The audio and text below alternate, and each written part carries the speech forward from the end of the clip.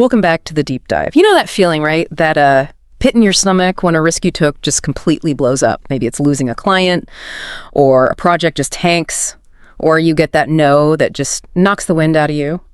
We're often told failure is, well, the end of the road for success. Yeah, the absolute opposite. Exactly. But today, we're going to flip that script entirely. We're thinking of failure more like rocket fuel. And we're diving headfirst into Kim Perell's book, Mistakes That Made Me a Millionaire. It's quite a title. It really grabs you. It does. So our goal here for you listening is to kind of shortcut the process. We want to pull out the real practical strategies, the mindset shifts she used, how she turned major setbacks, professional and personal, into what she calls extraordinary success. We're basically looking for the roadmap to bounce back, stronger, faster, maybe even wealthier. And the book definitely lays out that roadmap. I mean, the core idea we're digging into is that failure isn't this wall you crash into. It's actually a step, a critical one, maybe even non-negotiable on the path to success. Right. And she doesn't just say it. She shows the process, how to move through the mistakes, not just get around them. Okay, so let's start at the beginning then, the origin story. Because knowing where she came from makes her success feel, well, achievable, maybe. Especially if you're facing setbacks right now. This wasn't some easy startup story. It sounds like it was born from genuine panic. Oh, absolutely. She talks about being laid off, totally broke in her early 20s. And this was right in the middle of the dot-com crash chaos. Yeah, talk about bad timing. Right. It felt like an ending, not a beginning. Not just one project failing, but the whole system seemed like it was collapsing around her, wiped out her opportunities. It really was the definition of being backed into a corner, wasn't it? When you read it, you get the sense she didn't become an entrepreneur because it sounded glamorous. She did it because, well, what else was there? No safety net. That breakdown kind of forced a breakthrough in her thinking. And she literally had to start from zero, from her kitchen table. Dealing with all those early struggles, like she specifically mentions getting rejection after rejection before landing that first big client. The validation board. Yeah, that one, yes. That keeps you going. We hear the highlight reel, the success story, but sometimes we forget that agonizing daily grind in the beginning. But that grind, that's the crucible, really, when she eventually sold her company, for hundreds of millions. Which is just staggering. It is. But that outcome wasn't just luck or her being smarter than everyone else. It was a direct result of how she handled those early failures. She built this relationship with mistakes where they stopped being emotional roadblocks and instantly became strategic information. Learn fast, move forward, fearlessly, as she puts it. Okay, that makes sense. And it leads us right into the core psychology, doesn't it? Yeah. The mindset shift. We know the struggle happens, but it's the reaction that counts. So let's jump into those specific strategies she teaches for making this shift actually work. Right, how to operationalize it. First up is this idea. Data versus defeat.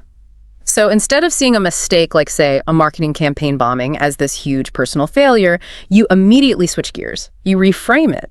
Every mistake is just data. Yeah, and this is such a crucial distinction. It sounds simple, maybe, but it's where so many people get stuck. Yeah. Because when you're invested, emotionally invested, a mistake feels personal. It feels like you failed. Totally. Perell says you have to kind of strip that emotion away, treat it like a failed experiment in a lab. Okay, that didn't work. What did we learn? Okay, but let's be real for a second. Losing a major client, pouring 6 months into a product that just flops. How do you actually do that? Divorce the panic, the financial stress from the problem itself. Isn't that asking a lot? It is difficult, no question. Yeah. But it's necessary, and she gives you the mental framework. So instead of thinking, I failed the launch, which is about your identity. My I is a failure. Exactly. She teaches you to analyze the specific data point. Like, okay, the beta test. It showed our tiered pricing had a 70% churn rate after month 1. That's the data. Ah, okay. Specifics. The data tells you what needs fixing the pricing model. Maybe it doesn't say you are broken. And pivoting from that identity statement to the information statement, that's the whole game changer, really. Huh. I really wish someone has hammered that into my head years ago. I definitely remember being paralyzed, just waiting for the perfect idea or the perfect moment, which ties right into her second big strategy. Courage beats perfection. Absolutely. Spot on. The idea here is simple but powerful. Success doesn't wait for perfect. It belongs to those who take action, even if it's messy, imperfect action. Think about it. The world's full of brilliant people sitting on amazing ideas, waiting for perfect funding, the perfect team, the perfect market timing. Waiting forever, basically. Pretty much. Perell's experience screams that if you wait for perfect, you're just waiting. Yeah. The real goal is to act, get out there and start collecting that data, no matter how rough the first attempt is. And this lines up perfectly with what we know about high-performance psychology. It's not just about hustle culture. Yeah. It's about grit. It's about having a growth mindset. She really emphasizes resilience, adaptability, and crucially, emotional intelligence. Yeah. That ability to process a setback quickly, constructively, and keep moving. And I like the tone of the book, too. It wasn't like some, superhero CEO telling you how easy it is. No, not at all. It felt humble, really honest. She breaks down her own failures, which shows you how that vulnerability, actually admitting the mistake, looking at it, analyzing it, how that becomes a source of strength. It feels like emotional mentorship. Well put, yeah. Okay, so that's the mental groundwork. Now let's zoom in on the practical stuff, the actionable takeaways. This is the part readers seem to love, the how-to. She insists that resilience is a skill. It's not just something you're born with or not. That's exactly right. And if you see resilience as a skill, like learning to play the piano or something, then you understand it's like an emotional muscle. It can be trained. You can get better at it with practice. The goal isn't just to bounce back eventually, but to get faster and more effective at that recovery process each time. Okay, so if it's a muscle, how do we train it? What's the equivalent of doing the first push-up? What's the first rep look like? Well, the first rep is maybe just acknowledging that disappointment is going to happen. It's part of the process. And then commit to doing one small, specific, reflective thing right after a setback. It could be as simple as journaling 3 things you learned or scheduling a quick, focused debrief meeting for the next morning. Anything that stopped you from just dwelling, you're actively redirecting that negative energy into analysis, not despair. And this links right into another key idea, self-belief as a multiplier. We kind of have it backward culturally, don't we? We think you need confidence before you can take a risk. Yeah, definitely. I'll do it when I feel ready. Right. Perell flips that completely. She argues that confidence isn't the prerequisite. It's the result of taking consistent, imperfect action. You don't wait until you feel confident enough to send that scary, cold email. You send the email, maybe it works, maybe it doesn't, but the very act of doing it builds a tiny bit of self-belief.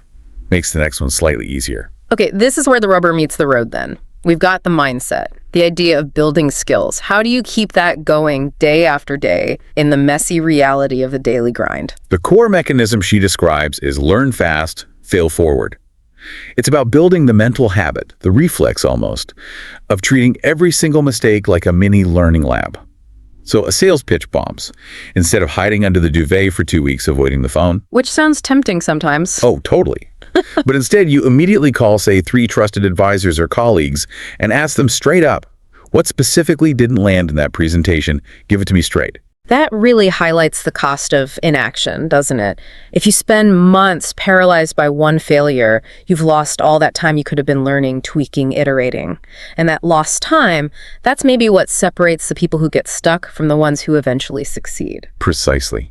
That efficiency in learning is key and leads to another realization she stresses.